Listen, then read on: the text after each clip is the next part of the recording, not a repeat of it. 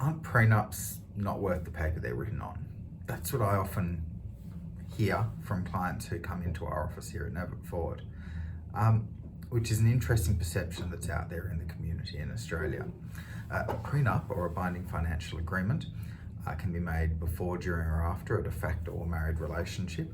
And for those agreements that are made during or before a relationship is ongoing, they act as a form of insurance against what's going to happen if you decide to separate. You can have prenups that do all sorts of things that deal with pets, pet nups, that deal with some or all of your property, protect family assets only, and leave certain things up for division later on.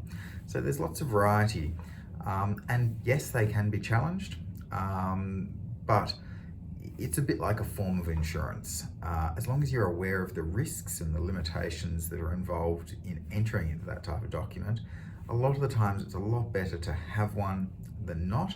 And in the scope of what you might be protecting, it's worth trying to get some form of protection against a claim that might otherwise be made.